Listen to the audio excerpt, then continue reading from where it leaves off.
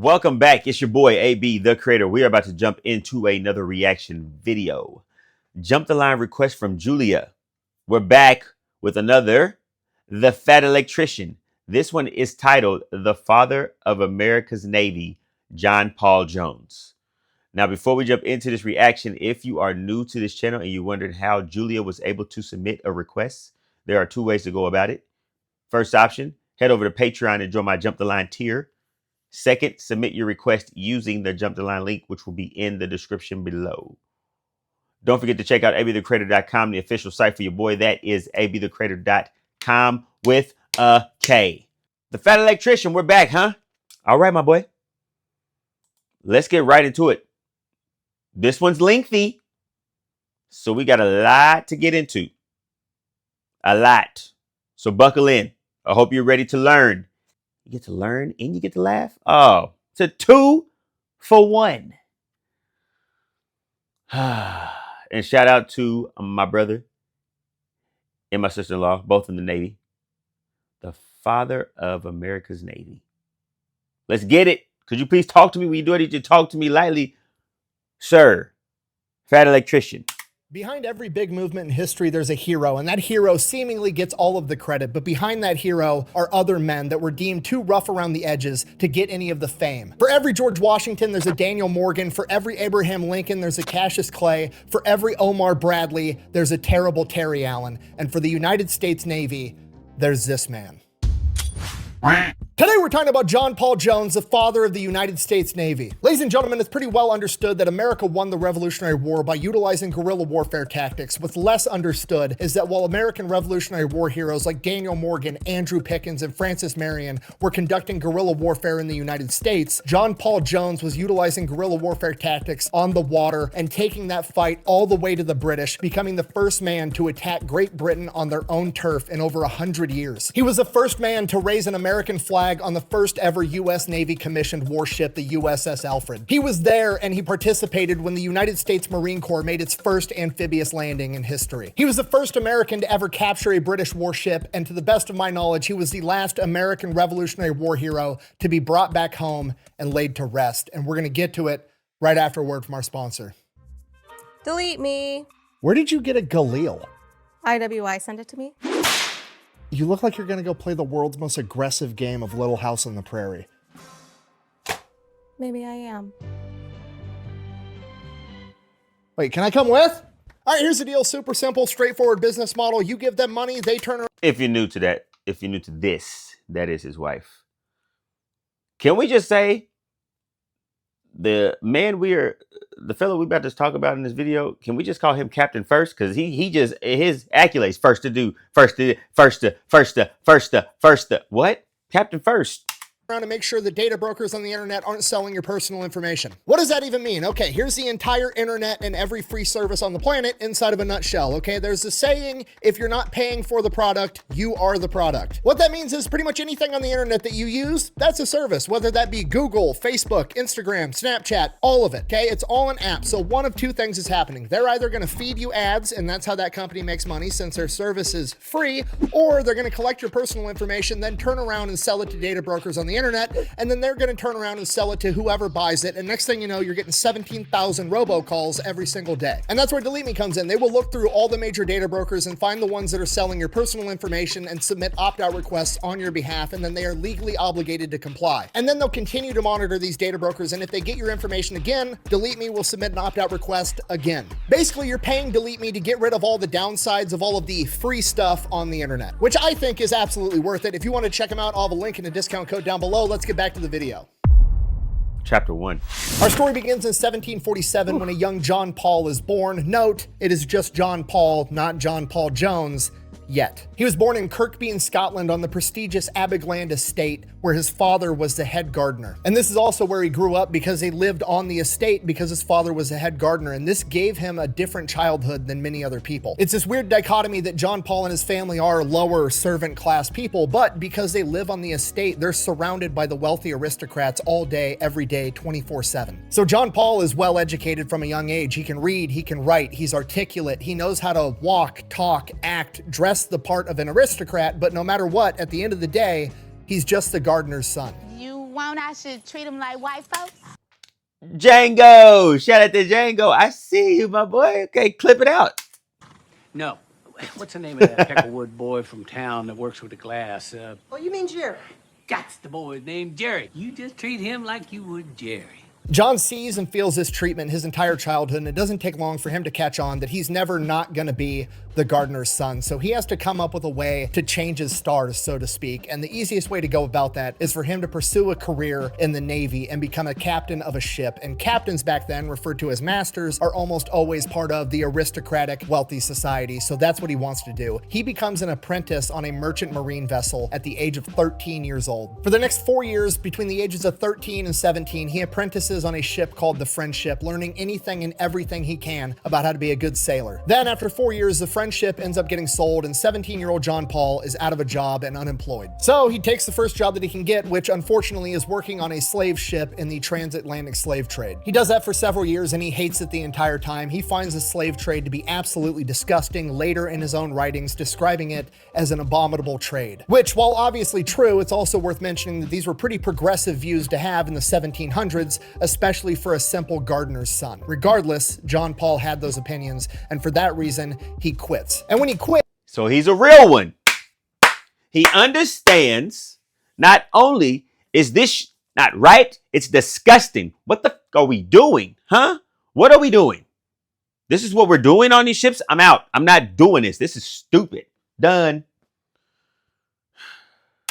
he quit at port in Jamaica. He was halfway through a two-way trip and he just quit there. He couldn't do it anymore. So now he's basically stranded in Jamaica. So he hangs around the ports looking for a new job that isn't in the slave trade. He ends up meeting Samuel McAdams, the captain of the brig John, who offers him a ride back to Britain if he's willing to work on the trip, to which he immediately agrees. So they set sail, they start making their way back to Britain, and then along the way, Captain McAdams ends up getting yellow fever and dies, which is, horrible, but also at the end of the day, as far as the crew's concerned, not that big of a deal. We have a first mate. There's a chain of command for a reason. The first mate takes over. A couple weeks later, the first mate gets yellow fever and he dies too. Now that sucks. Hey man, get off the boat. Can you swim? John, we got to go. My boy, that boat is contaminated. Everybody's catching something. Also, however, there's probably a third guy in the chain of command that's now going to take over.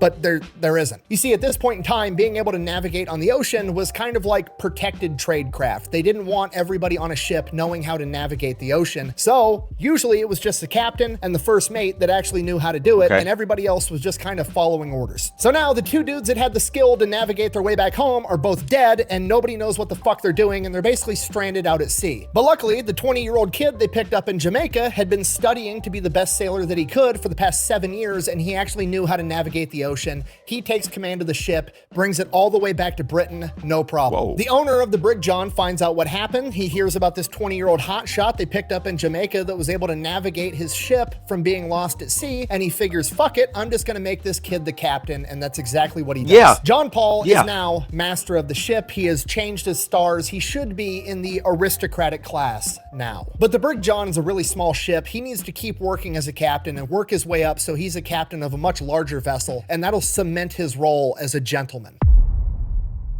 So that's what he does. For the next 3 years, he just continues being the captain of the brig John, making voyages across the Atlantic and back, and it's kind of a struggle the entire time because a lot of the men under his command are older, more experienced sailors, and they don't think they should have to be taking orders from some 20 to 23-year-old kid that was the son of a gardener. Despite that difficulty, it never really becomes a huge issue until 1770. They thought that even though he brought them men back from nowhere, listen to me. He got them to land and they didn't even know where to go, and they still question it.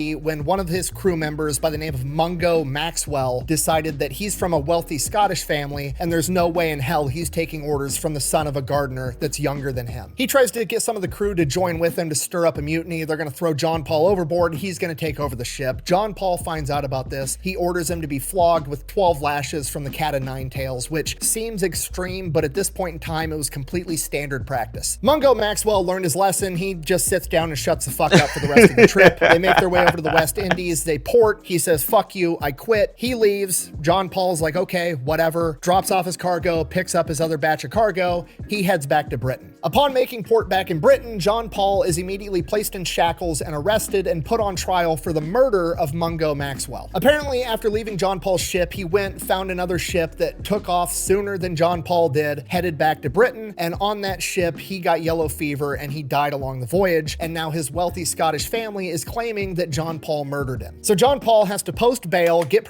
How? He's off of my ship. How am I responsible for what the happened to him on another ship? That's like blaming me for a haircut that I didn't give somebody. I'm the barber. I give him a hair. I'm supposed to give him a haircut, right? I don't do it. He ends up going to another barber. He gets a haircut that's not fresh. So then when he comes back to the family, they're like, oh no, we got to sue your barber. I didn't cut his hair.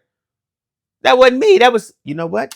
Permission from the court to travel back to the West Indies, get documentation from the port authorities saying that Mungo Maxwell was there, he was alive, and John Paul didn't kill him. He gets that documentation, then he has to find out the other ship that he took back to Britain, track down that captain, and get documents from that captain saying, yeah, he was on my ship, he got yellow fever, he died. He gets all those documentations, goes back to the court. His name is legally cleared, but this whole process takes like 6 months, and his name is getting drugged through the mud in the court of public opinion the entire time. So while he's legally not a murderous captain, a lot of people don't know that. So that sucks, but there's nothing he can do, so he just keeps doing his job. And then, because if there was social media back then, that joint would have been out. They would have been like, oh, he's good, he's clear. But even still, social media is a weird place because they will still try to pick and poke at things that are real and say, you know what? That's not real. I know you're telling me it's real, but that's not real. I don't like that. I want to believe this instead. What? That's so 2 years later, he is given a promotion. He's given the command of a much larger cargo ship called the Betsy. And the Betsy is a humongous cargo ship. It's one of the biggest ones that Britain has. So at this point, he should definitely be in that wealthy aristocratic class. He should be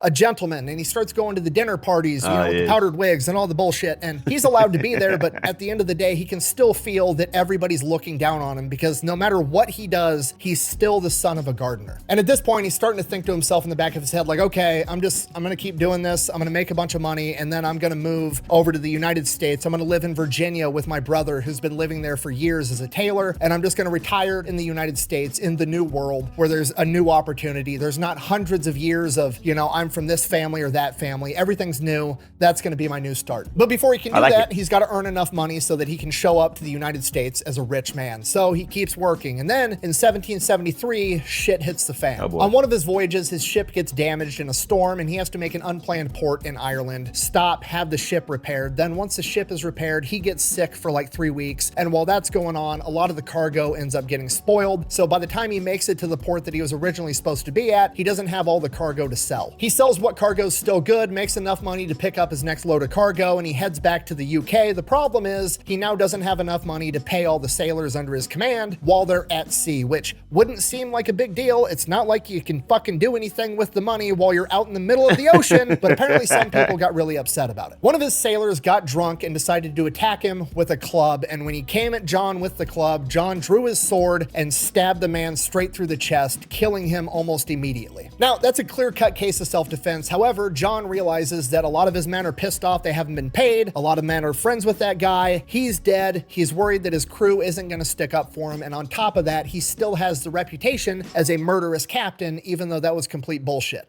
Time to go.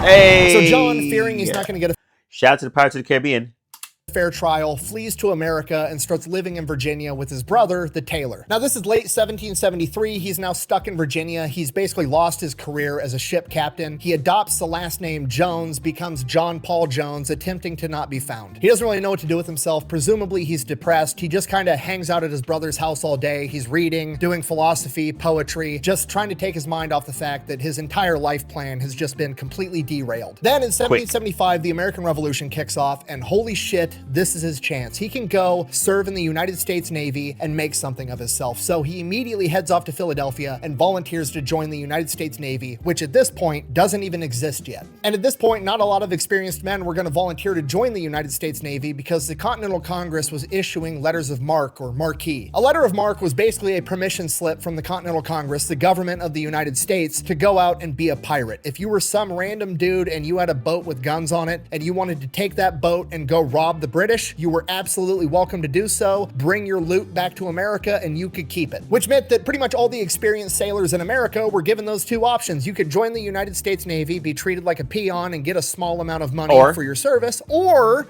you could go be a state-sanctioned pirate and maybe win the lottery. Who knows? Most people are taking that second option, but not John Paul Jones. So John Paul Jones gets commissioned as a lieutenant right out of the gate, and he is serving under Captain Essex Hopkins, the man that's in charge of the entire Last name was what? Legend. United States Navy at this point, aboard the USS Alfred, the United States Navy's first ever commissioned warship. And while serving there, John Paul Jones is the first man to ever raise the Grand Union flag aboard the USS Alfred. If you don't know, the Grand Union flag is essentially, in my opinion, the first American flag. It still has the British flag in the upper left-hand corner where today we have 50 stars, but it has the stripes for the 13 colonies. And the message was clear. This was 1775. America hadn't declared its independence yet, but there was a rebellion going on. So the meaning behind that flag was, hey, we're united, we're armed, we're ready to fight, but we're still willing to reconcile if you agree to start treating us appropriately. And that's why they left the British flag in the upper corner. That didn't last for very long. America. While serving as lieutenant on the USS Alfred, John Paul Jones is having his crew drill over and over and over again how to fire the cannons. He wants to get them to the point that they can fire this cannon once every 15 seconds because he knows that's why the British Navy is so good. They drill their battle drills over and over and over again like a well-oiled machine. The problem is the United States Navy has no funding. The British have cut off the supply of all of the gunpowder, all of the cannons, all the cannonballs, all the supplies. So they're just drilling it dry, going through the motions over and over and over again. Which also highlights the problem. We need guns, we need gunpowder, we have to get supplies. So in March of 1776, the United States Navy, under the command of Essex Hopkins, decides that they are going to, for the first time in US Navy history, project power. They are going to go out on the offensive and attack New Providence, the capital of the Bahamas. And that's because it is a major British military outpost with a ton of military supplies, cannons, gunpowder, guns, uniforms, everything. They're going to go in there, take it over, and steal all those supplies so they can continue fighting this war. So they're getting ready to take off, and 234 seemingly random dudes show up with guns. These guys are like, some of them are wearing civilian clothing with like hunting coats. Some of them are wearing blue coats. Some of them have green coats. It's just this ragtag crew of dudes with guns, and they are under the command of Captain Samuel Nicholas. And these are America's first Marines, literally men recruited out of a bar, Tun Tavern, a few months prior, and they're coming too. The Marine Corps just got founded. They don't even have official uniforms yet, but they're already showing up to fight. I have come here to chew bubblegum and kick ass. What? I'm all out of bubblegum. So they make their way down to the Bahamas, and once they get to the port where the actual Y'all let me know in the comments below. I don't know what movie that was. military bases, it becomes very obvious that the British know that they're there, they know why they're coming, and they're ready to defend it. Commander Hopkins is about to just sail directly into the port, into all the gunfire, and just slug it out. At which point, John Paul Jones goes, or, hear me out, we've got 234 Marines in the back of the ships. Why don't we just sail around, not go through all the gunfire, land on an unoccupied beach, let the Marines get out and go take everything over? Essex Hopkins agrees, and that's exactly what happens. 234 Marines and 50 sailors make their amphibious landing on the beach. They then immediately go, they capture the city of Nassau and the British Fort Montague all in one fell swoop. Okay. They captured 88 cannons, 15 mortars, 68 barrels of gunpowder, a bunch of guns, a bunch of other military supplies, and they took the British governor Montfort Brown as their prisoner. And Montfort Brown would later complain that the Marines and the Navy men drank all of his booze out of the governor's palace, officially cementing the American military tradition of win, get hammered, repeat. From here, they make their way back to America. John Paul Jones is promoted to captain, and he is given control of the USS Providence, a 12-gun sloop. The only problem is the British Navy has put up a blockade, essentially trying to force the American ships to stay inside the harbor. That way, we can't interrupt their supply lines. John Paul Jones doesn't really give a fuck. He waits for one night when it's dark, it's foggy, slips through the blockade, and then just starts fucking shit up with what amounts to guerrilla warfare tactics on the water. Okay. John Paul Jones and the crew of the Providence proceed to go out and start capturing British merchant vessels left and right. They have multiple run-ins with British warships that try to stop him, but they're never able to quite pull it off. The HMS Solo Bay gets clever and they try to raise the Grand Union flag, signaling to John Paul Jones that they're actually an ally, at which point John Paul's not buying it, but he pretends like he does. So he lowers his sails, basically sending the signal like, go ahead and approach and we'll have a conversation. And as the ship gets close, they veer off and they're actually trying to set up a full broadside run. But at the perfect moment, he raises the sails and speeds away. And now they're headed the opposite direction and they're not going to be able to get turned back around in time to catch him.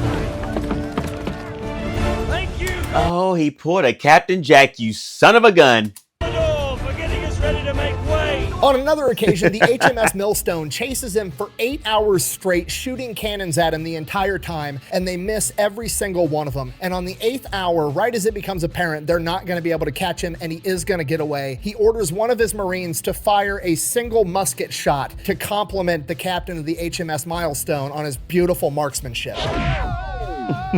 One shot is childish. They then proceed to go and capture even more British merchant vessels. They capture 16 in total. Then John Paul Lord. Jones realizes that the British military is eating an awful lot of fish for food, and all that fish is coming from a bunch of fishing villages in Nova Scotia, and he's about to put an end to that shit. So the USS Providence rolls up, sinks the first ship, sinks the second ship. The third ship is looking pretty awesome, so they decide they're going to go ahead, board it. They get on board. They don't like it, so they light it on fire, get back on the USS Providence, and then destroy 12 more ships. Then they commandeer 5 of them and sail them back to America. Look at me, sure. I'm the captain now. At this point, Congress is like, holy shit, John Paul Jones is putting in fucking work. So they give him the USS Yeah, he's not Alfred. messing That's gonna be around. his flagship. Now he's got his own little fleet because he's still going to maintain control of the USS Providence, and he's also picking up the USS He moving like a real pirate, my boy. Real Captain Jack out here. Hamston. He immediately takes a small fleet back up to Nova Scotia, captures 5 more ships, burns another one down, raids the entire coastline, and burns down an entire warehouse full of whale oil. Okay, that's great for the war effort, but now John Paul Jones has a huge problem on his hands because the American Navy's having a big issue with recruiting because everybody's opting to go where all the money is, and that's in privateering under a letter of marque. So he was shorthanded when he left America, and now that he just picked up 5 more ships, he's absolutely shorthanded. So he ends up recruiting people from Nova Scotia to operate some of these ships for him. That's fine. Next mission, he receives word he needs to go to a coal mine in Nova Scotia, sail up there. There's a bunch of American prisoners being held there by the British military. He needs to launch a raid and free them. On the way there, they run across a massive British transport ship called the Malesh. So he pulls right up with his Marines, boards the ship, takes it over. On board, there is 10,000 winter uniforms for the British. Commandeers the entire vessel, continues towards the objective.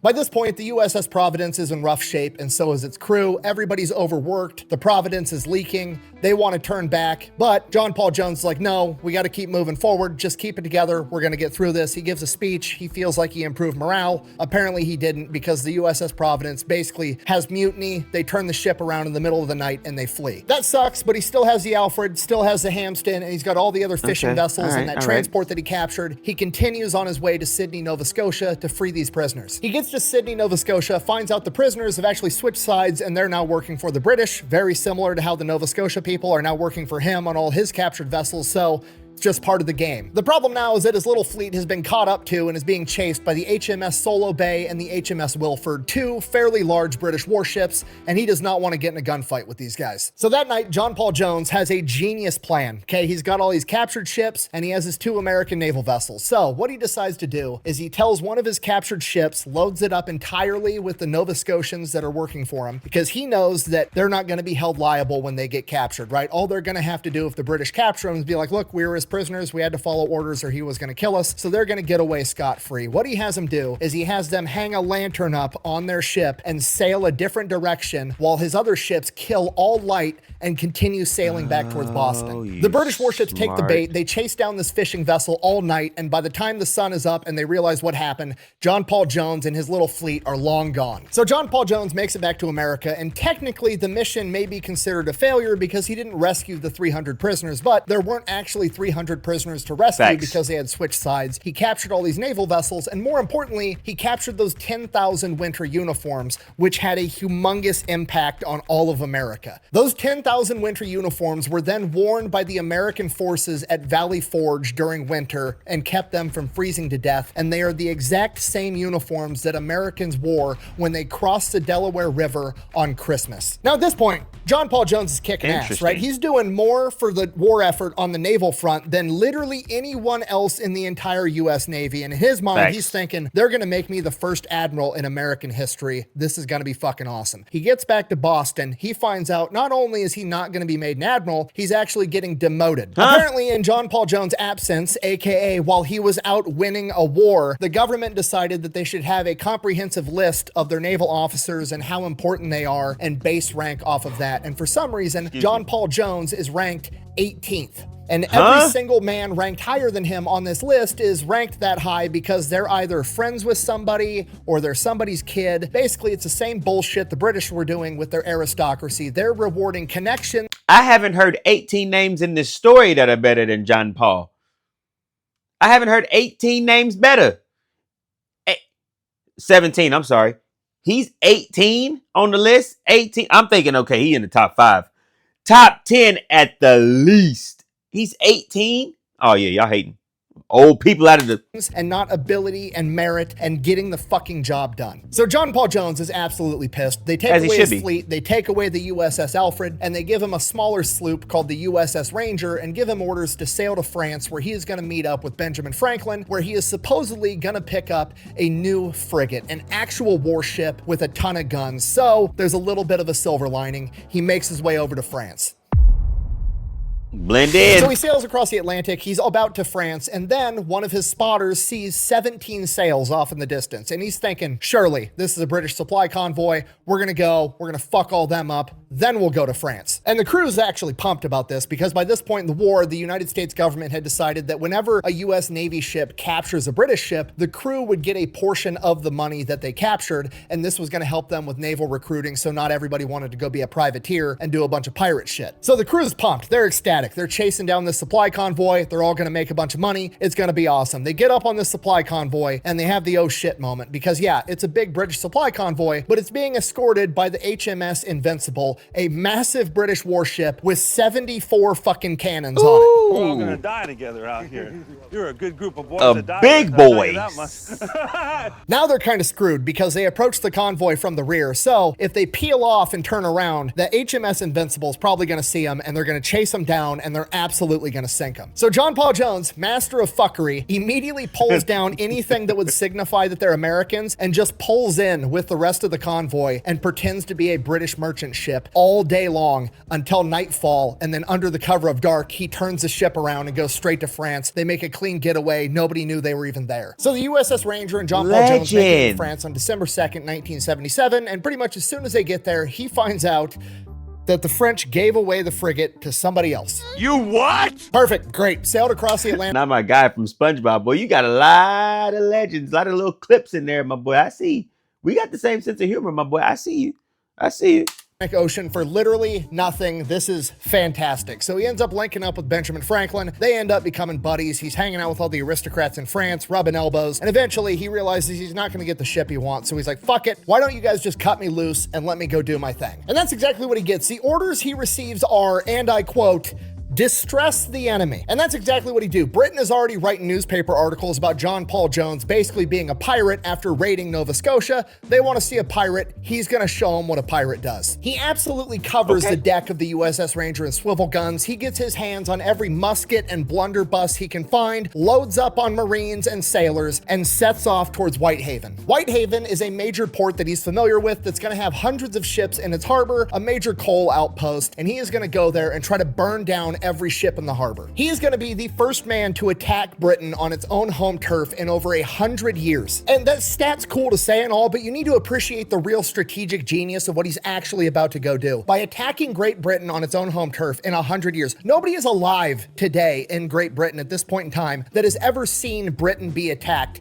ever. So if he can pull this off, it's going to be absolutely huge. It's going to freak out the British population, and it's going to send the message to the British like, hey, you guys are busy projecting your power all the way across the Atlantic Ocean. You're taking your massive navy and you're sending them over to America to mess with us. And if you do that, we're going to send people to mess with you. And that's going to force the British Navy to pull back a significant amount of their ships just to patrol their own borders. Okay, if you're not picking up what I'm putting down, let me put this into like modern context. Imagine if during the global war on terror, ISIS or Al-Qaeda somehow got their hands on a battleship and invaded Miami, okay? It'd be fucking freaky. So the USS Ranger sets off towards Whitehaven. As they're leaving the harbor in France, they fire their cannons, saluting one of the French naval vessels as they pass by, and that French naval vessel returns the salute. Okay, this is a humongous deal. It's the first time it ever happened in US naval history. Firing the cannons back in salute meant that you recognize this nation as its own sovereign entity and you recognize their authority, and this was the first time in American history that it ever happened. So the USS Rangers headed towards Whitehaven, and John Paul Jones's lieutenant lets him know like, hey,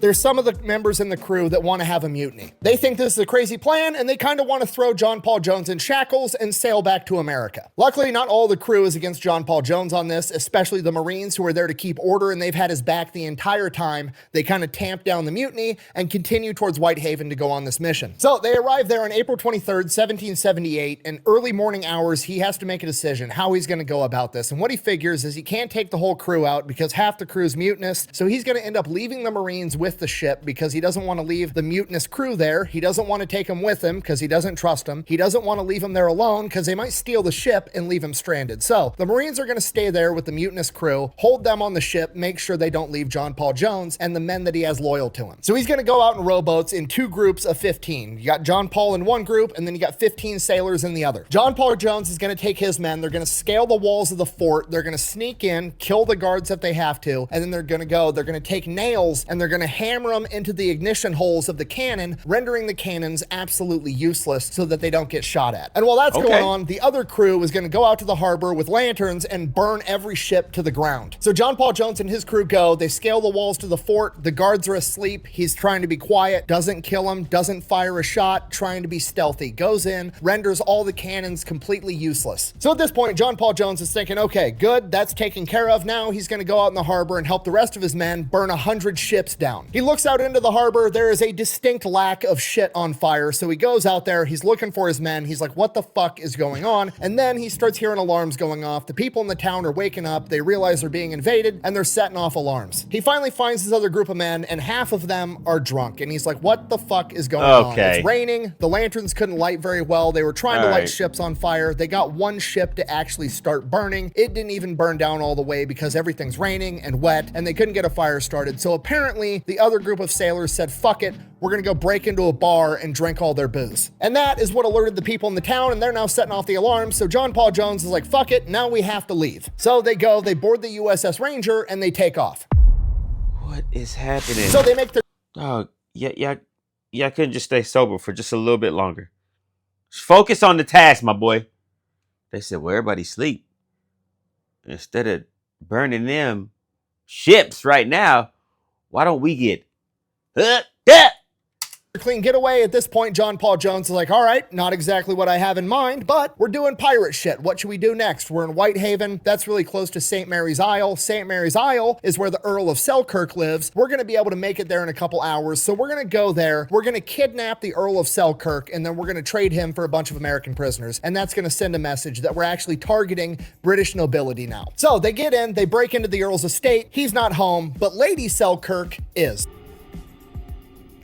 Elizabeth. Hello, Poppy. Nah, pop At this it. point, his crew is like, let's plunder and steal absolutely everything so we can all sell it and get a big payday. And John Paul Jones is like, no, we're not going to do that. What we're going to do is we're going to steal one thing. We're going to steal their silver plate, you know, like the silver dining dish for like a tea set. We're going to steal that and only that, and then we're going to leave. Okay, this is perfect. It's the perfect plan, and here's why. Because by stealing the silver plate, it just ruins the entire tea set, which, is that a big deal? No, of course not. But to fancy British nobility, it's the end of the world that grown men broke into their house, and there are now ramifications for their government actions, and it's going to spread across the nobility fucking in circles like wildfire that, hey, we can get attacked too, and it's going to negatively impact us also. Okay, but here's why it's actually the perfect plan. All right, now, most historians are going to tell you that the crew wanted to plunder everything, and John Paul Jones didn't want to plunder anything, and he resisted and he fought them, and he ended up brokering this deal where he only let them steal one silver plate. Okay, I'm going to call bullshit on that. It just doesn't make sense if you've ever talked to another grown adult ever. In my super duper not expert opinion, John Paul Jones did this because he wanted to bang Lady Selkirk. What do you mean by that? And hear me out, because by stealing the one...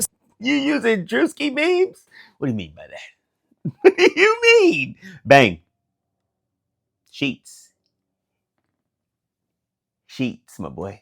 Silver plate, he's pulled off the old "I left my hoodie at your house" trick, and now I have an excuse to come back later. And I know this because after they boarded their ship and left, he wrote Lady Selkirk a letter where he sincerely apologized. Is that his handwriting? Clean as a mother, boy. And it wasn't his idea, and he was gonna buy the plate back from his crew and deliver it to her himself. But that doesn't prove that he wanted to sleep with her. If anything, it proves my point that he wanted to be a gentleman and do the right thing. But maybe if it wasn't for the fact that he made duplicates of that letter and sent copies of it to his homie back in France, Benjamin Franklin. Okay, that's really significant for two reasons. One, this is a 1700s equivalent of taking screenshots of you spitting game and sending it to your friends. And two, he sent it to Benjamin Franklin, the most notorious womanizer out of any other founding father ever. You know, I invented electricity. I'm sensing a little electricity right here. Didn't Ben Franklin have syphilis? Yes, but I don't. Okay, this is probably shocking to a lot of you, okay? Because you think of Ben Franklin and you think of the pictures of the old guy with the balding mullet that's kind of chubby, and you're like, oh, he invented a lot of shit and he's a founding father. Yeah, that's all true, but this dude's entire life, he was slinging dick like it was a going out of business sale. Benjamin Franklin literally invented the odometer, okay? They didn't have cars back then. What the fuck you tracking mileage for? He didn't do it so he could figure out how many miles he had left on his Prius. He did it so he could keep track of how many miles of pipe he laid. Okay, there is hundreds upon hundreds, if not thousands of letters of correspondence between Benjamin Franklin and women of nobility where he is doing nothing but spitting straight game the entire time. Okay, in 1745, Benjamin Franklin published a paper called Advice on Young Men in Their Choice of Mistress. Not wife, not female companion, mistress. Okay, I'm not gonna read the entire thing for you. You can take... Benjamin Franklin was a player? I didn't even know that, my boy. Benjamin, you sly dog, you out here slut. The time and read it on your own. You should. It's absolutely hilarious. But to summarize it, it's essentially a PowerPoint of why you should be sleeping with cougars for fun. My favorite line from it is, and I quote, "The sin is less. The debauchering of a virgin may ruin her and make her life unhappy." Okay, translation, if I sleep with her first, I'm gonna ruin her for everybody else. Which I cannot stress to you enough is an outrageous thing to say right now, let alone in the 1700s. Don't worry, I've got more receipts for this and I've got time. Horace Walpole, a British writer, once wrote, "He's too much the favorite of the ladies to escape their notice." Okay, John Adams, you know, like the other founding father, John Adams, once wrote, "The life of Dr. Franklin was a scene of continual dissipation." Okay, translation, Benjamin Franklin gets more pussy than an animal shelter. In his own... Boy was going crazy. Benjamin Franklin? Benjamin Franklin? Benjamin Franklin? Benjamin Franklin? You said what? Benjamin Franklin? Huh? Who else? What'd she say? Who? Oh, your homegirl. Benjamin Franklin? Huh? Benjamin Franklin? Huh? Who's on a dollar bill? Everybody got a dollar bill, right? Autobiography, Ben Franklin said, and I quote, "I frequent intimacies with low women." Okay, if you're not picking up what I put down, I'm trying to tell you that John Paul Jones didn't just send a letter to his friend, okay? He submitted his homework to get graded by the master. Train my young apprentice. Oh, be no match for you. Don't you Star Wars me. Do you see why it's the perfect plan? He steals one singular silver plate. Now, that's going to spread throughout the aristocratic society. All the women are going to be freaked out that this pirate's going to show up and ruin their tea set. And then he's going to come back, restore the plate, bang Lady Selkirk. Then all the aristocratic men are going to be furious because John Paul Jones, the pirate, is showing up, stealing tea sets, and banging their wives. It's the ultimate form of psychological warfare. This is crazy. That Roger versus Drake. Hold on, man. Hey, Siri. Is Benjamin Franklin on the dollar bill? Or am I tripping? Is that Abraham Lincoln? $100 bill. So who's on the dollar bill? I don't even know my dollars. Hey Siri, who's on the dollar bill? Abraham Lincoln? Who is it? George Washington. I'm way off. Lord have mercy. Comments finna drill me. That's okay. Go crazy. You ain't gonna drill me as much as Benjamin Franklin was drilling people.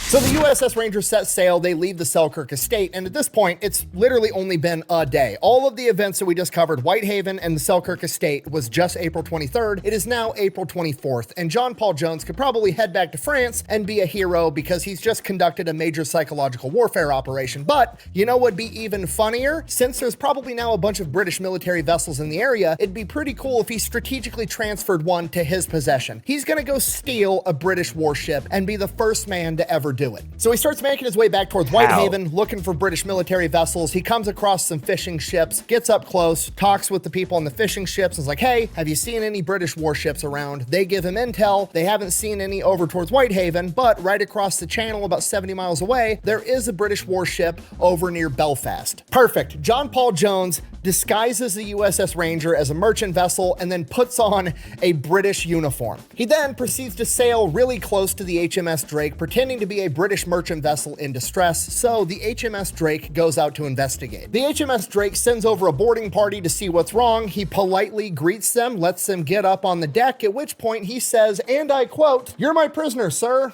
And I'm John Paul Jones." Gotcha, bitch. They then raise the American flag, which essentially forces the HMS Drake to engage them in open water. Now here's the tricky part. John Paul Jones doesn't just want to sink the HMS Drake, he wants to capture it and tow it back to France. Luckily, he's got Marines and he knows how to use them, so they start dancing around the HMS Drake and he gives the order to his Marines to use their muskets and start picking off every officer and every man above deck. After an hour of combat, John Paul Jones's men have sustained 6 casualties and the British 42, including all of their senior leadership, at which point the HMS Drake is forced to surrender. John Paul Jones is now the first American to capture a British warship. But what good is that if nobody knows about it? So he doubles back, goes back to the fishermen that originally gave him the intel, sails up next to him, gives them a cut of the sail and a bunch of gold, and gives them instructions to go tell the story to everybody that'll listen. You just make sure people know what happened here today. He then sails back to France, and he is a fucking hero, and it is a massive party. He ends up getting gifted a French officer's sword and hanging out with a bunch of French women with his buddy Benjamin Franklin. The American and British newspapers are Benjamin Franklin. I'm gonna be saying Benjamin Franklin for that, like that for the rest of my life. Benjamin Franklin. talking about how he's the first American to capture a British warship. He launched a raid on Whitehaven. He's the first man to attack Great Britain in over 100 years, and he invaded the Selkirk estate and only took a single plate, proving that he was a gentleman, sending the message that he could have done a lot more if he wanted to. In contrast, the British newspapers are freaking out, calling him a barbaric pirate that has the audacity to attack nobility. After the parties and the celebration dies down, the political bullshit sets in. John Paul Jones is like, okay, I've proved myself. Give me a better ship and then give me some more ships to support me. Let me take an entire fleet out and go do this. I'll wreak havoc everywhere. But for some reason, the government just isn't doing anything. They won't give him a fleet. They keep offering him like bullshit tiny ship after bullshit tiny ship. He's writing letters of protest to everybody that'll listen. And in one of these letters, he writes one of the most famous quotes in U.S. naval history. I wish to have no connection with any ship that does not sail fast, for I intend to go in harm's way. Translation, I want to haul ass and beat ass. Give me a fucking ship. Straight up. Straight up.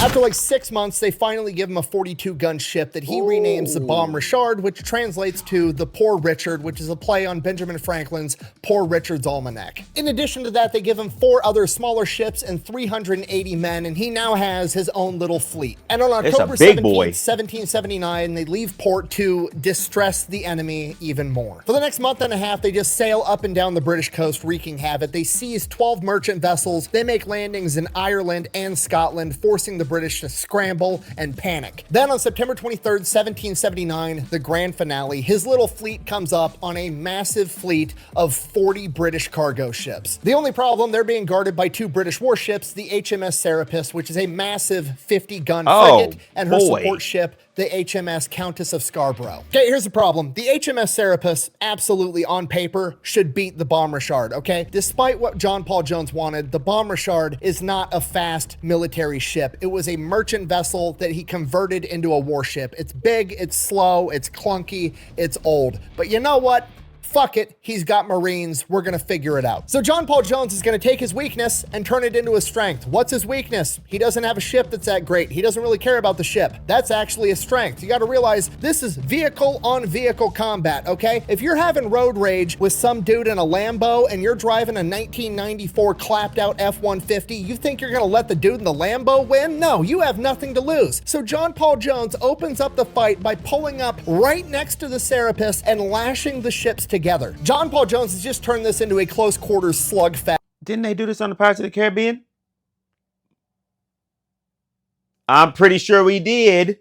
And he's got Marines. They're opening up with their muskets, their blunderbusses, they're throwing grenades. It is a shit show. The Serapis is opening up with its cannons, blowing the Bonhomme Richard to smithereens, at which point it becomes obvious the Bonhomme Richard is gonna sink. The British officer yells over to John Paul Jones, "Are you ready to surrender?" To which he famously replies, "I have not yet begun to fight." He then orders the entire ship to board the HMS Serapis, and they engage in close quarters combat for 3 hours. John Paul Jones and his crew win, forcing the British to surrender on their own vessel. He then cuts the Bonhomme Richard loose and lets it sink. Don't do it, Jack. Jack, don't do it. Don't do it. And while all that was going on, the other British support ship was being If you think I'm not watching Pirates of the Caribbean after this, my boy, don't do it, Jack. I knew it. Don't do it.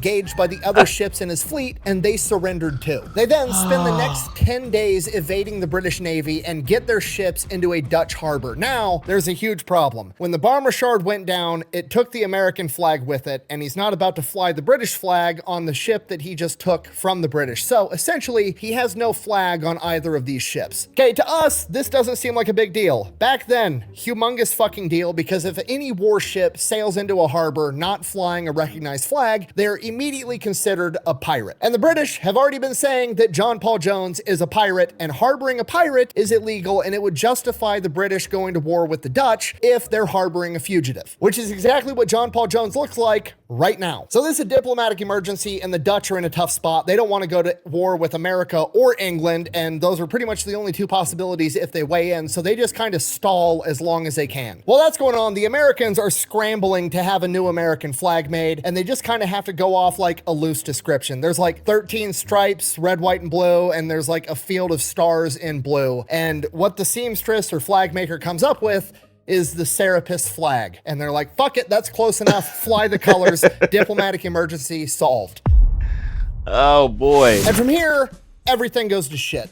John Paul Jones is ordered to turn over the Serapis to the French because technically they're the ones that gave him the Bonhomme Richard and financed the entire endeavor. So that's their ship now, and he is then sent back to America. Once he gets back to America, he is given a golden medal by Congress, which is the equivalent to a Medal of Honor back in this point in time, similar to the one that Daniel Morgan was given because the Medal of Honor didn't exist yet. He is then pretty much stuck behind a desk on administrative duty because the United States Continental Congress doesn't think that they actually need to have a strong naval presence once the war is over, and the war is winding down and it's looking like America's gonna win. John Paul Jones continues to advocate and is very adamant that America should have a massive, strong, powerful navy, but nobody wants to listen to him. The American Revolutionary War comes to an end, and the Continental Navy is essentially disbanded because America has no interest in having a navy other than defending its own shores, and now John Paul Jones has nothing to do. Then in 1787, Catherine the Great of Russia comes knocking because she's fighting the Russo-Turkish War, and she needs experienced sailors to go help her win this war, and John Paul Jones gets the offer and he takes it. With the permission of Congress, he goes over, he fights for Russia, fucks up the Ottoman Empire, and politics strikes again. They don't want some foreigner getting all the credit for these massive, successful naval engagements, so they end up giving the credit to some other dude that's politically connected. Oh boy.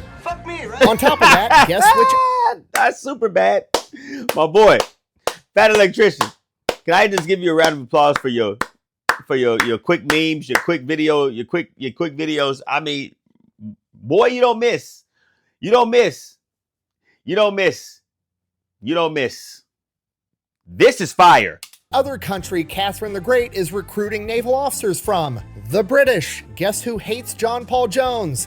The British. Because of that, they then frame him and claim that he assaulted a 12-year-old girl, which did not happen. Almost every historian agrees on that. But the scandal was so big and so large that Catherine the Great determined that it just wasn't the political impact of taking Jones's side, so she cuts him loose. John Paul Jones then retires to Paris, France in 1790 because he knows the most people there and he had the most fun there with Benjamin Franklin. He's writing back to the United States, offering his services, offering to help them found a United States Navy and build up the Navy that America should have, and nobody wants to listen. Wow. And then 2 years later in 1792, John Paul Jones would pass away from kidney disease and is buried in what amounts to an unmarked grave in obscurity in France, where he remained for over a century.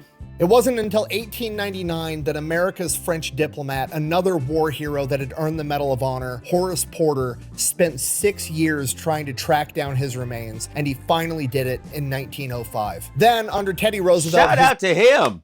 Huh? Shout out! Yeah. We like that. Remains were exhumed and transported back to America with an inscription that reads, John Paul Jones, 1747 to 1792, U.S. Navy, 1775 to 1783. He gave our Navy its earliest traditions of heroism and victory. And was he only like 40, 50 years old? that is the story of John Paul Jones, the father of America's Navy. He is credited with capturing or sinking at least 46 enemy ships, killing over 3,000 enemy combatants, and taking over 2,000 prisoners. He was the first man to raise the American flag over the United States Navy's first warship. He was there when the Marine Corps made their first amphibious landing. He is the first man to invade Great Britain in over 100 years, and he is the first American to capture a British warship. And yeah, he actually got that silver plate back to Lady Selkirk. I like to think he got lucky. She later described him as noble. So in conclusion, that's John Paul Jones, and it's a name you should remember. Thanks for watching. Best way to support the channel is go buy some merch over at thefatelectrician.com. Yes, sir. Quack bang, out. John Paul Jones, you slide dog. Just when I think I hate politicians enough, they prove me wrong. Wow. What a legend. I mean, just a flat out legend. Legend. Legend. Legend. John Paul. Benjamin Franklin. Does he have one on Benjamin Franklin? Does that electrician have one on Benjamin Franklin? Lord have mercy. I know that's fire. I know for a fact that's fire. He just out here slaying. Huh? Hit the like button, comment, share, subscribe if you haven't already. Make sure you ring that bell, get those notifications as soon as any video drops. What? Shout out to Julia. Julia, I appreciate you. Thank you for bringing Fat Electrician back. Appreciate the drop. You can't go wrong with the Fat Electrician. Benjamin Franklin, huh? John Paul Jones, legend. I'm glad we found that body. Buried him properly. How old was he? Hey, Siri. How old was John Paul Jones when he passed away? Come on now. Do you want me to use ChatGPT? I want you to answer me, not ChatGPT. Anyway, shout out to Fat Electrician for always sending dope for creating these dope videos with this information, history. I mean, the way he delivers it. I told you. I tried to tell y'all. I told you. He don't miss. Julia. You're a real one. John Paul Jones, real pirate. And Benjamin Franklin. Boy, I can't wait to tell everybody. Do y'all know what Benjamin Franklin was doing? Do y'all know what he was actually? Boy was out here laying that